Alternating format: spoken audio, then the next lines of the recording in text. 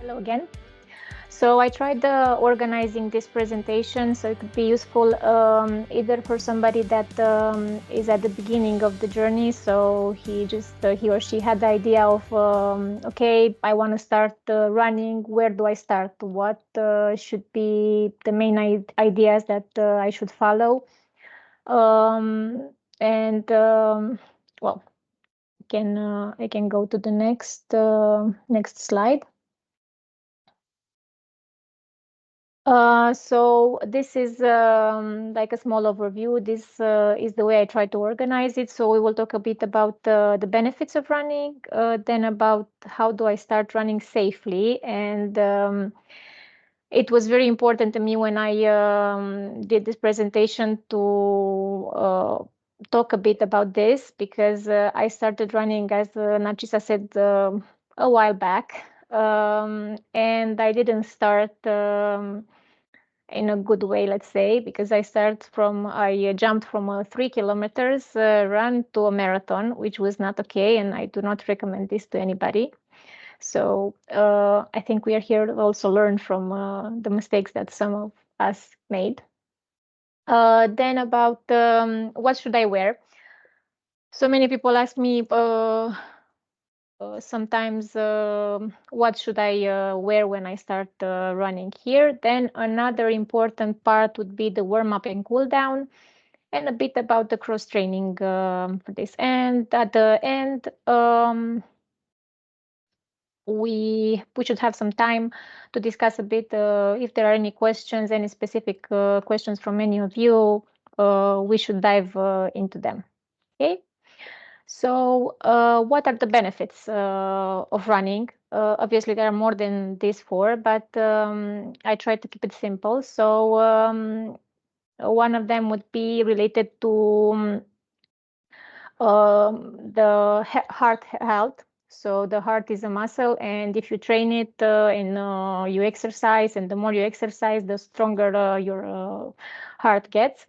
Um, Normally, when you run, your heart rate goes up, and then in time it will be more efficient in pumping blood. Also, an important reason for which many people, including myself, run, it's because of the mental health. Uh, During my years of running, this sport helped me to pass through some difficult times, and it's it saved me from different difficult periods in my life. And when you run, it helps you clear your mind and focus on some things, and just find a place where you can just think of whatever you want to think and just explore that moment. Also, one aspect would be that when you run, you do exercise, the body releases endorphins, and you are happier than you were before. And this sometimes, well, not sometimes, most times, it will be translated in the way that you deal with the people in your life, starting from the family, from work, and it will reflect in the other activities that you do, not directly related to running, but they will be impacted. Also, it has a major factor on the bone health. Running, as somebody said at some point, it is a one-legged sport, because if you think about it, when you run, each time you just land on one foot and so on. So it will help increase the bone density, because in this way you will always land on one of the feet, and this will make your bones be stronger. Also, some studies showed that the risk of fractures it is diminished as you get older, which is also an important aspect. Another one, which is very important in the context in which we live in, is having a healthy weight, because there are several studies that are made recently that showed that obesity it's actually a problem nowadays. So another good reason it's to have a healthy weight and a healthy life from this. Okay.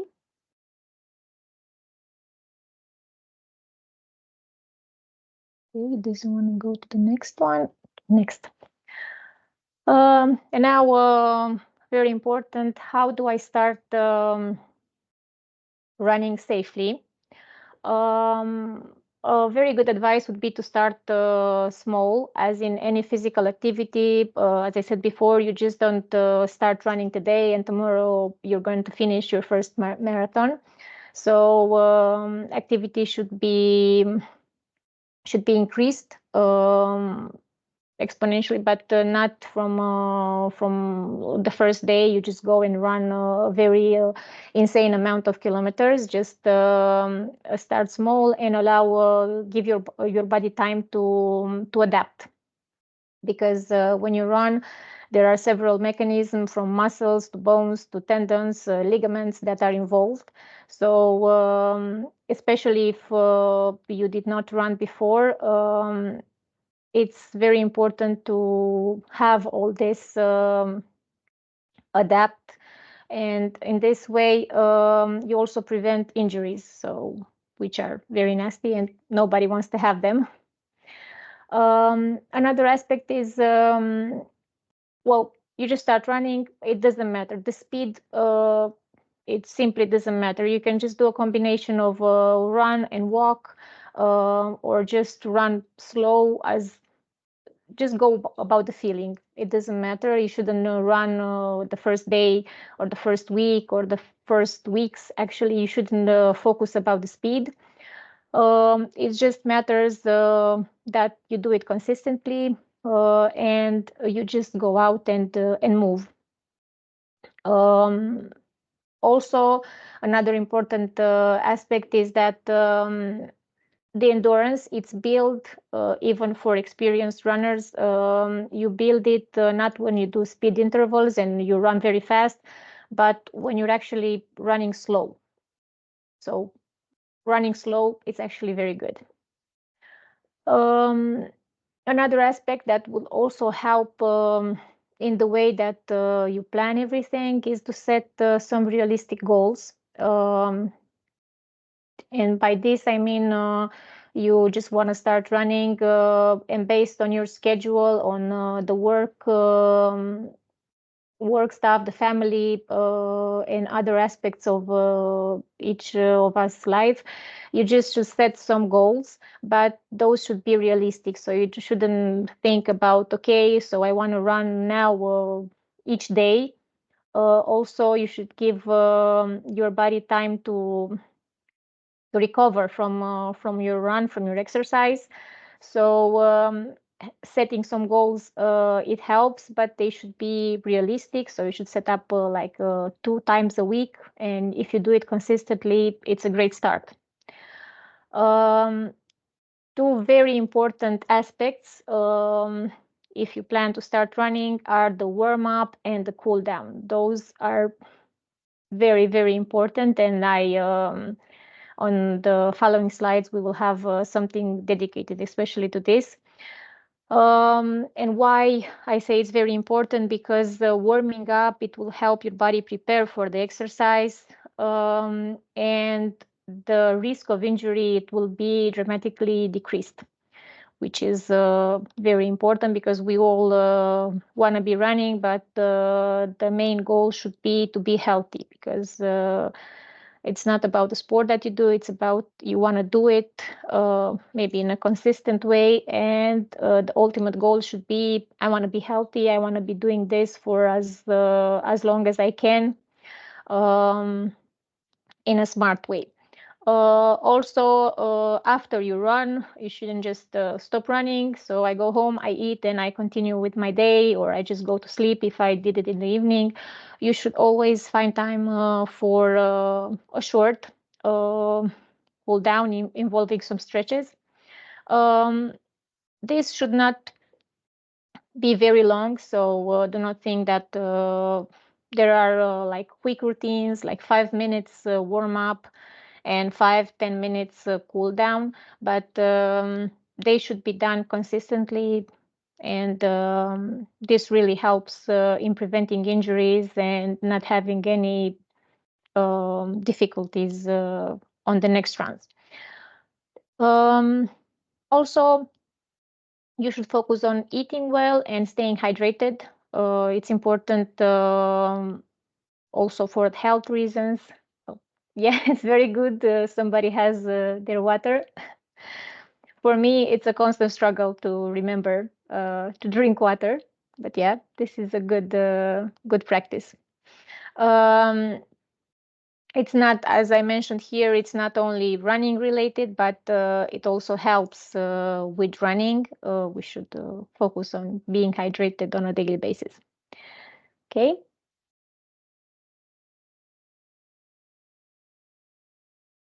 Um, what should I wear? So luckily, running, one of the main benefits of running is that you don't need much equipment and very specific equipment. The minimum would be a pair of trainers, running shoes, whatever, and some comfortable clothes. You can find this in the near sports department and just go there and try something that it's comfortable and just go with them. Um, I've had people in the past asking me, what shoes should I buy? And it's not on this question. There isn't an exact response, because what fits to one person, it could not for another. So it's try and error here. So you should just go have try them and see if they fit you, because they might fit, they might not. The most important aspect, they should be comfortable. And another tip here is that for the running shoes, it doesn't matter if they are for trail running or for road. You should have some space. So you shouldn't buy a pair of shoes that are exactly your size. So it should be like a 0.5 centimeters or maybe even one, depends on your foot shape. The running shoes should be bigger, because during running sometimes the feet swell. So they should accommodate this, and this would make you feel comfortable. So that's good. The workout gear shouldn't be expensive. So as I said, the nearest department store, and just buy something that's comfortable. This would be the main idea. Also, the equipment based on the weather, then it can be adapted, because you wouldn't wear the same clothes if it's a sunny day or if it's a rainy day. But just keep it simple. So if it's cold, rainy, just add an extra layer, some tights or some rain jacket. If it's cold, try to have some lightweight and breathable clothes. Also for running during the summer, it's important to have a cap, something for your head, and sunscreen, because sunburns are not something to be dealt with, and they are not pleasant.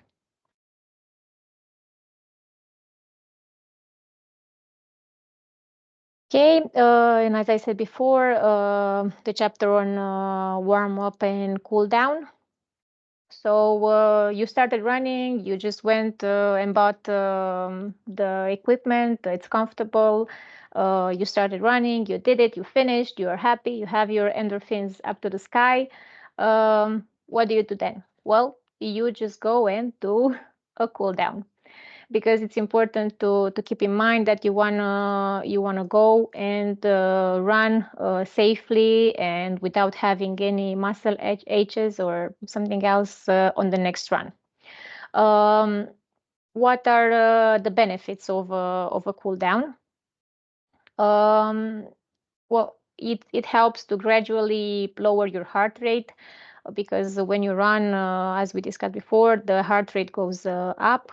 And it's very good to do some light exercises, some stretches that will help lower your heart rate. Another important factor is the decreasing of the risk of the injury. Nobody wants to be injured. It improves flexibility.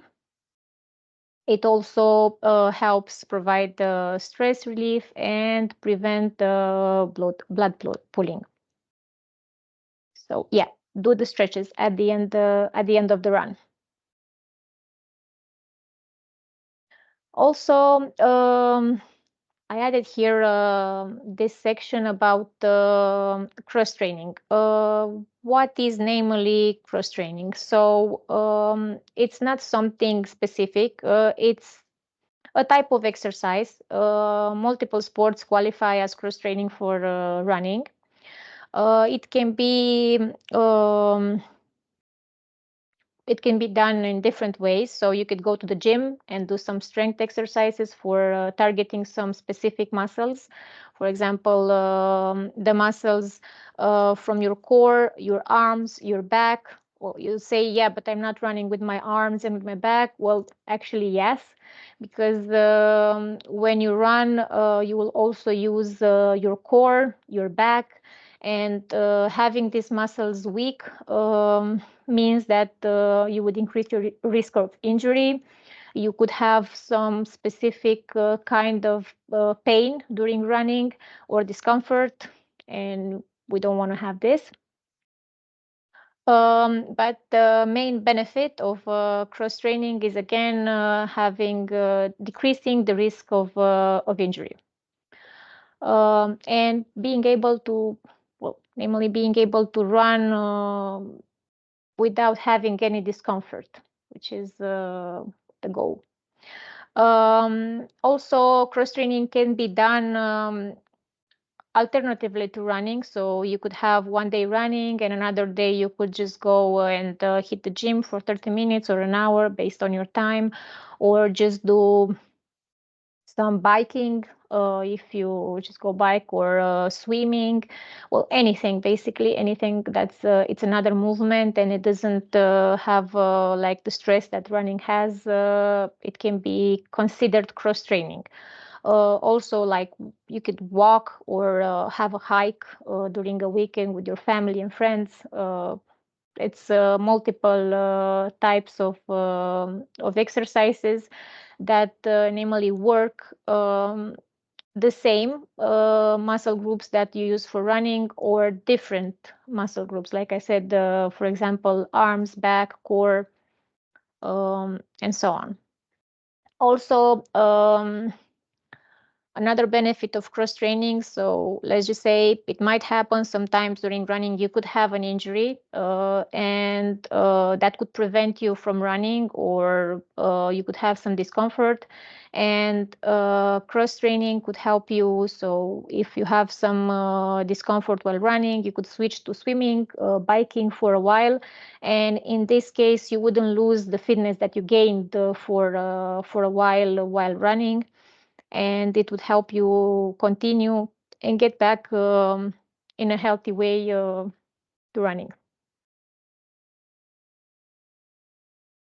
Okay, and now we are, and I stole your picture, Nachisa, here, because it was something that we have, and you made this from the pictures that we took during our runs, hikes, walks during the past few days, and I put it here. So yeah, do you have any questions, some specific ones, or something that I probably didn't cover here? Paula, I think we have one Yeah. question in the chat. So how is compared running outside with running in a gym or treadmill?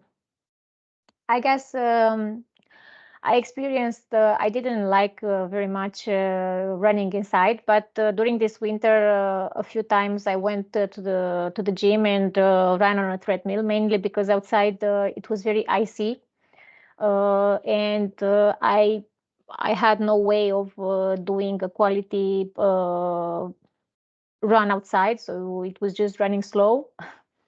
So about differences, the difference inside is that it could be for some people considered boring, because when you go outside you could see some things, or you can set up you could say, okay, I will run and go on a Tampa mountain, or just go around and explore the city, or run with some friends. But when you go to the gym, it could be a bit boring. Based on the fitness, it's the same, so there aren't any difference if you strictly compare the result. But it could be the question of just staying in one place and just doing it indoors. But as a running fitness, it's the same. Okay, is the cool down warm up. Um, it could be the same. But what I discovered in the past few years is that it's better to have the warm up should be more dynamic than it helps warm up the muscles faster if you do some dynamic stretches while you warm up. While when you do the cool down, they could be static ones. So it helps warm up the body better if you do it like a dynamic one. For example, light running, or just do some like high knees jumps, or this kind of things. But yeah, you could do the same type of exercises and just modify a bit. So do it a bit dynamically when you do the warm up, and when you do the cool down, they could be static. Do you have any Paula, tips? do you think we can, I don't know, show some exercise, not now, but I don't know, maybe in our future running, just to film, just to capture the exercises, the Yes, warm up ones and the cool down, yes. I just mean, as examples. we could do it because we said that at some point we could have like at least one meeting, like just actually have a run Mm-hmm. together. Mm-hmm. And yeah, we could focus on the warm up and cool down, and why not? Maybe film it. Yes. Cool. Okay. Do you have any tips on staying consistent with the sessions? When I miss a session, it's harder for me to get back to the schedule I set for myself. Yeah, I think this is a struggle for everybody. It's not only for yourself. It's um, it's a generic thing that we all struggle with. I think it helps if you set up a goal for this. So or multiple ones, not especially one goal. So you could say, okay, I'm training for something in specific. I'm training for a 10K race, and in this case, I would need to have like 2 trainings a week. And also, um, another good thing would be to schedule your runs with friends, because for me it works. I don't know, it could work for somebody else. For example, during this winter when the weather was dreadful and I didn't want to go outside, I was planning my weekend runs, long runs, with friends. So it was easier because we said, okay, we meet at this hour at that point, and we just do our run together. And yes, it's easier. So find a running buddy, at least one, and you could do it together. Okay. What about different food supplements, nutritive stuff, something to take in consideration? Well, it depends. If you just started running, I wouldn't focus on anything specific. So maybe just some magnesium, but this could be taken after you do some blood test and you realize that you might have a deficiency. But other than this, if you just started running, just pay attention to eat well, stay hydrated, as I mentioned before, and you shouldn't focus on just adding any specific supplements. Eat healthy. That's it. If if you just do it more consistently and you get to running a race, then it could be a bit changed, because yeah, you would need some specific food or supplements during a race. But this is not, it's the same thing as with shoes. I couldn't say that it's just take this and it will work for you. You need to try during a race at high intensity to see what works for you, because what your body accepts. For example, I cannot eat cheese. I like to eat milk, cheese, and other products, milk derived, but I cannot eat them during a race. They hurt my stomach. So, and I discovered this by trial and error. But I have many friends that they can eat some cheese during a race and it works great for them. It doesn't work for me. And also about is the same about the gels. If you talk about food supplements, gels or protein powders or something like this, if you get to a more experience level in running, then you should try to see what it fits you. But if you just started running, just food, healthy food. Okay, do you have a coach or are you using an online platform for planning your runs, like Training Peaks? Yes, I do have a coach.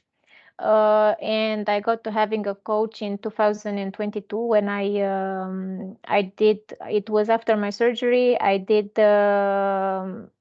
was my second marathon, and I felt like I need a bit of a more structured workouts and somebody that could give me some targeted advice based on what I was doing, because I felt that with what I knew and what I did, I wasn't progressing, so I didn't know where to go and how to do it. So yeah, and I'm using Training Peaks, which is great.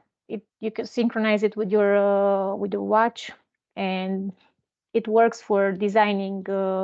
I can do some workouts. I design them myself, and I then send them to my watch and follow them. Some of them are there from my coach. So yes, Which one, please, again? Training Peaks. I'm using the free version. It's enough for what I need. They also have a paid one.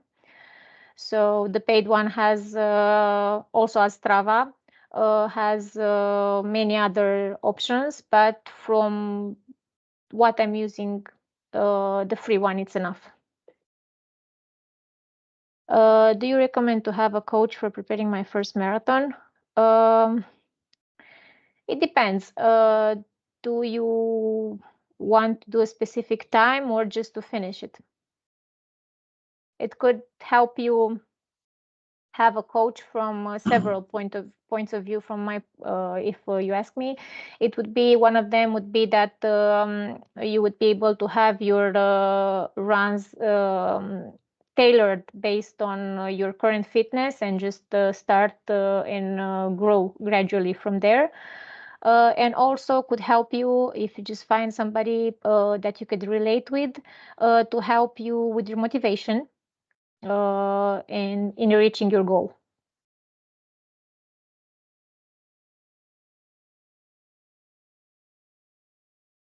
Okay, how much is too much to run?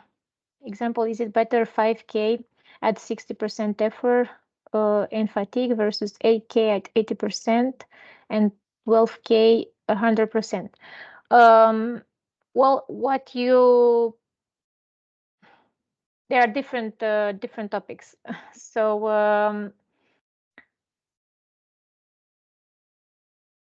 I don't know. So it's not too much. 5K, 8K, 12K is not too much, but this should be taken into consideration based on your actual running fitness. And it depends on what you're trying to achieve. So I wouldn't recommend running, for example, 3 times a week, 12K at 100% fatigue. Usually nobody recommends running at 100% fatigue. That's actually race. So you don't do races when you're on your runs. Um, So if you run 2 times a week and you're a beginner, or 3 times a week, let's say between 2 and 3 times a week, 2 of your runs should be easy runs. So easy means it should be conversational. So if you're running alone or if you run with somebody, you should be able to maintain a conversation, a simple one, and not hyperventilate. So this would mean easy run. And on the third one, you could spike it up. So you could do some intervals. So just start doing some warm up, a few kilometers, like 2 or 3 kilometers, slow run, and then have a speed session. But this type of specific training, as you said, 12K at 100%, it's not recommended. So you could do, if you're training for a specific race, let's just say you're training for a 10K. I'm just giving it as example. You should have like some speed session, sprinting, and the sprinting should be maybe 80%, not 100%, because the goal in sprinting is, say, you could have 6 pieces of 500 meters during your run, and they should be 80% or even less, because the goal would be to be able to have the first 500 meters the same intensity as the last one. And if you do it at 100%, I guarantee you that the last one, I tested this, it wouldn't be the same. So you would just go, you'd start like this, and it would be slower and slower if you were to measure them.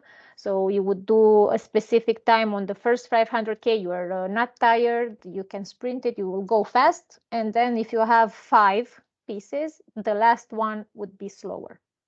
And it wouldn't help you from a training point of view.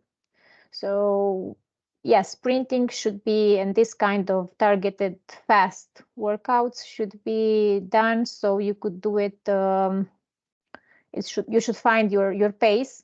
So maybe between 60 and 80%, but you should be able to maintain this at the same intensity. How to balance between high and low tempo running?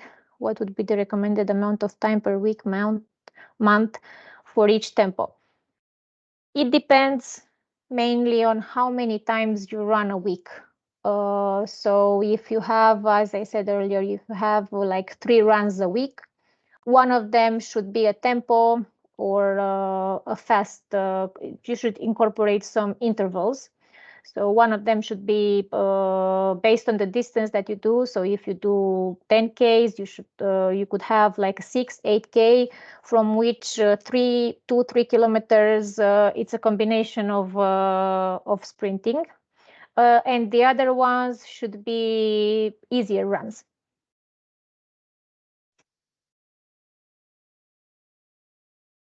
Okay, so a link with the training peaks.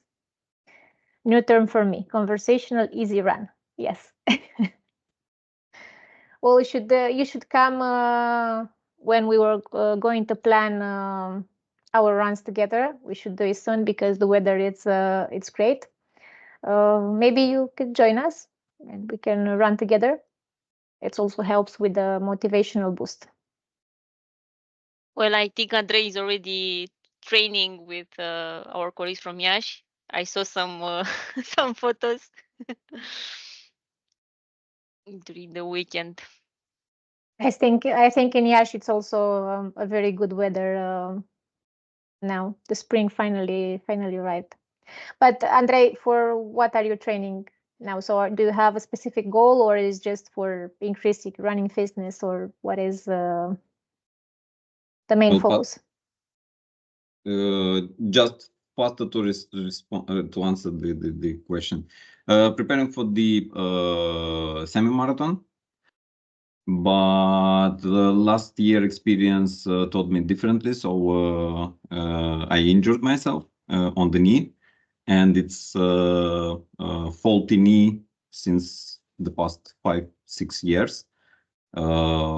Made some examination and stuff, doctors and so on. Yeah, even on small runs, 3-4K, it can be damaged and it's painful. So yeah, right now chose only the 10K. And on the first training, actually, I did it. Okay, my knee is hurting right now, but it was okay. I came safe. I finished, but it was almost 100%. That was the previous question, you know. Okay. So I did the best, and maybe it was not the best solution. So I'm experimenting in between the injured knee and how much I can run and how slow and so on, because I was a runner 20-25 years ago. I've been a runner, and yeah. You could combine other types of exercises, as I mentioned, like cross training. You could do some bike, some strength work to strengthen your muscles that could help you just to relieve some of the stress that could be on the knee. So Yeah, I have only also the painkillers next to me all the time. those do not work for No. no. It's not okay. But yeah, increasing your strength, your muscular strength would also benefit your running, and hopefully in time you will be able to run pain-free. Yeah, true.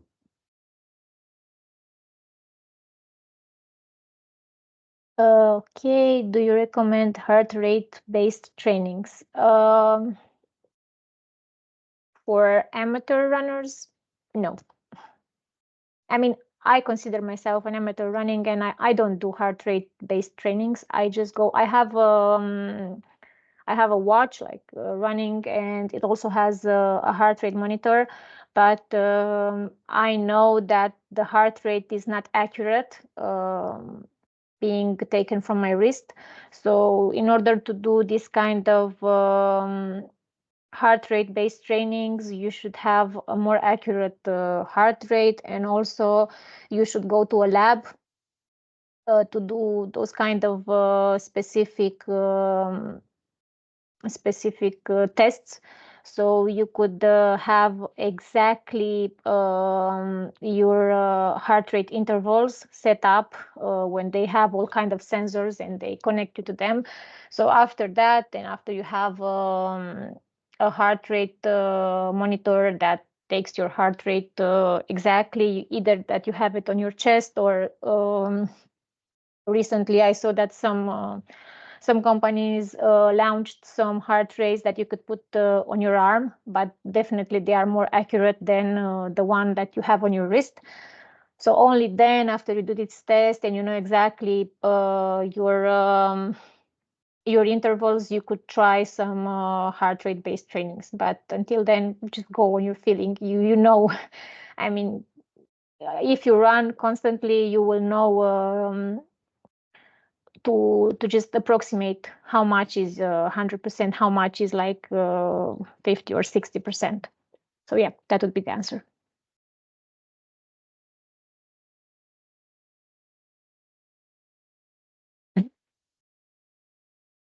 Okay. Yeah, this is how an amateur looks like. So winning races, but learning in the same time a lot.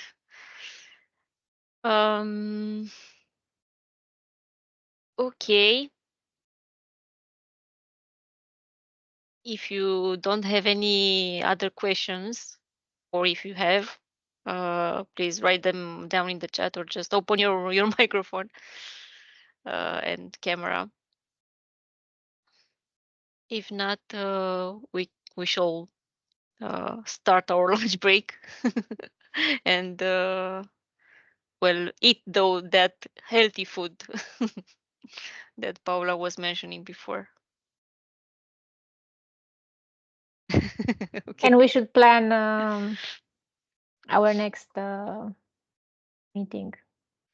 Yeah, next week we are going to have with us Mihaela Scântei from Brașov Marathon, or someone from Semi Marathon Iași. I'm dealing with them right now. Just So it's not something like publicity for these 2 races.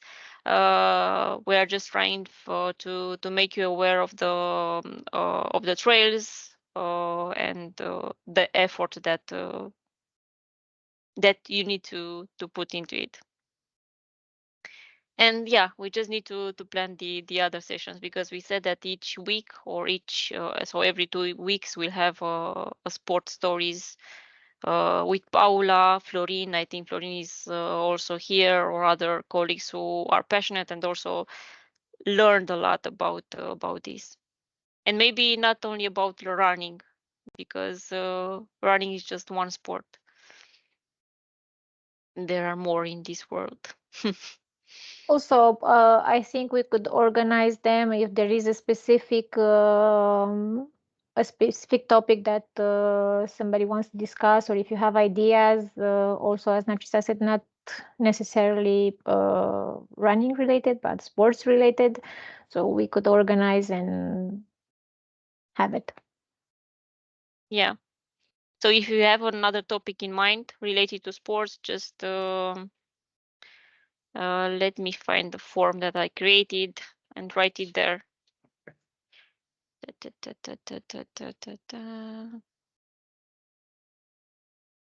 Let's talk about sports. Collect answers, this one.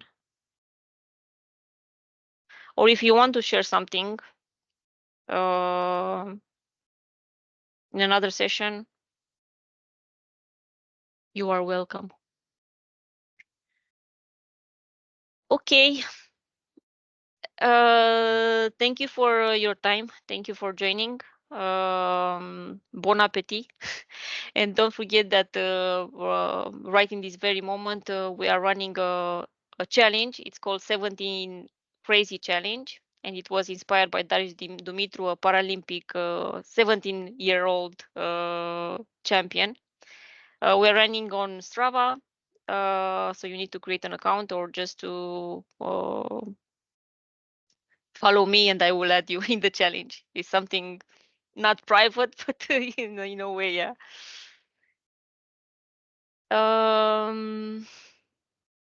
Okay. Thank you, Paula. Thank you for being an excellent amateur. And see you next time, or see you on the trails. See you guys. Thank you. See you. Thank Thank you. you. Bye. Thank you, Paula. Bye. Cheers, Thank you. everyone. Ciao, Bye. ciao.